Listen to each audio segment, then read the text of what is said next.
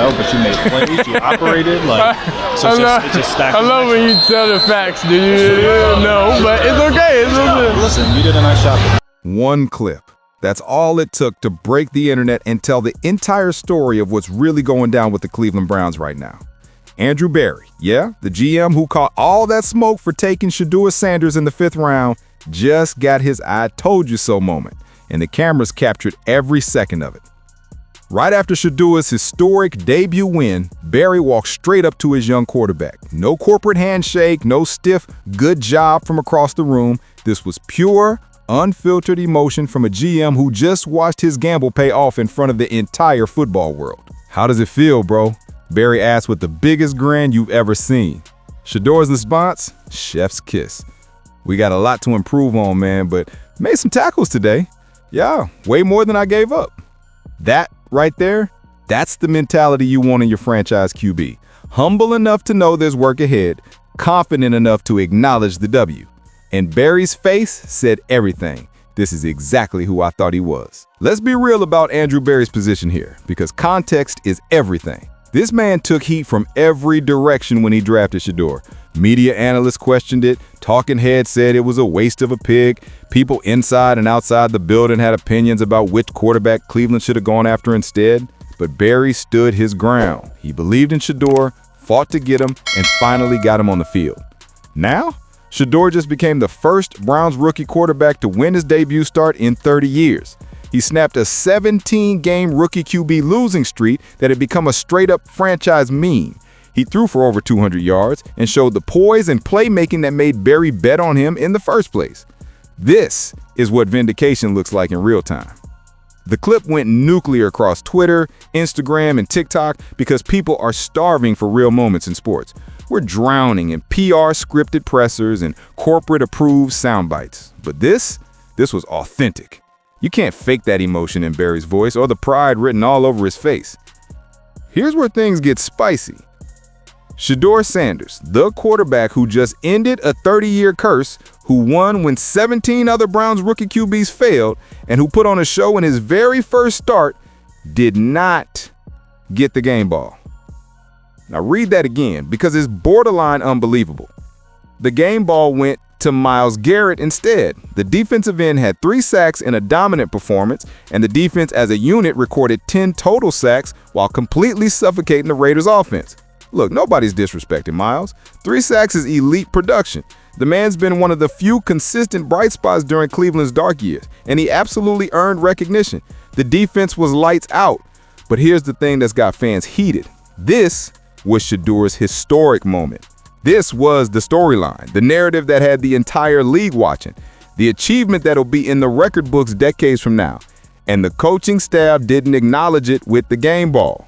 That feels like either a massive oversight or a deliberate snub, and neither option looks good. Game balls might seem like small potatoes to outsiders, but they matter in the locker room culture. It's a symbolic gesture that shows what the organization values. For a rookie QB who just accomplished what nobody had in 30 years, not getting that recognition sends a message, intentional or not. And Twitter, Instagram, they're letting Cleveland hear about it. Myles showed his class in the postgame, talking about how good it felt to see everyone on defense eating and mentioning he expected to break that franchise sack record. But here's the key. For Myles, this was another great game in a career full of them.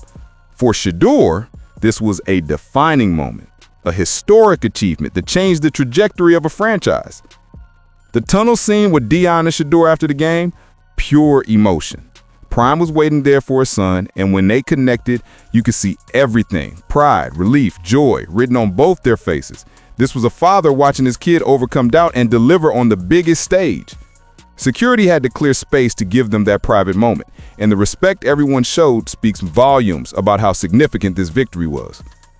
Shedeur dropped a bomb in his post-game interview, and most people didn't even catch the full weight of it. A win is crazy.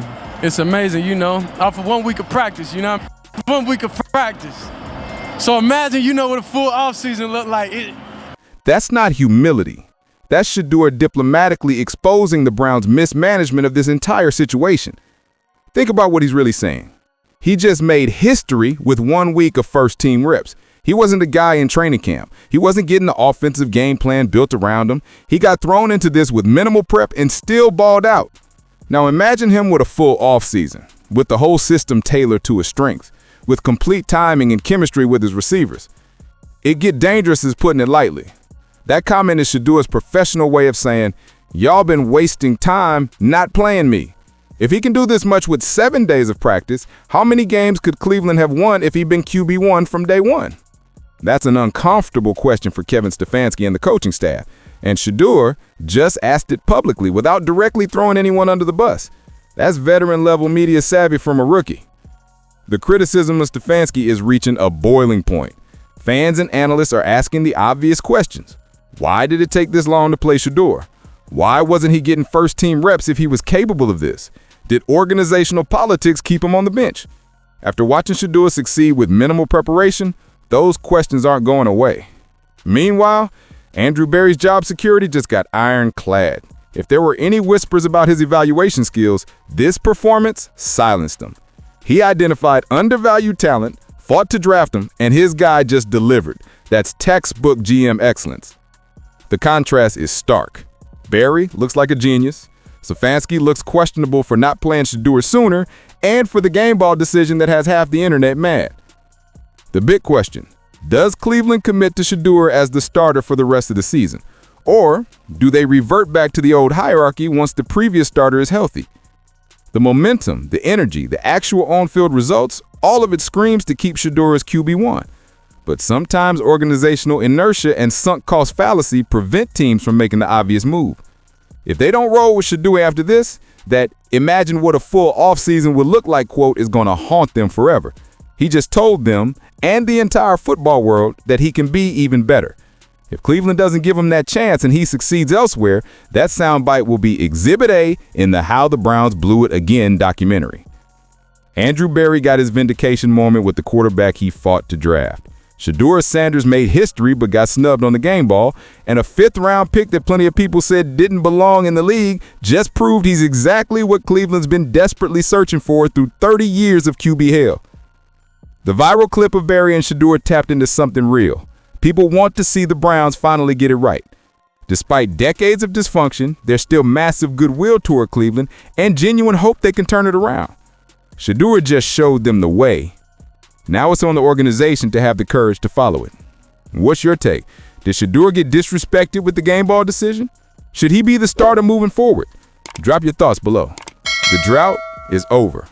History has been made. And the real story is just getting started.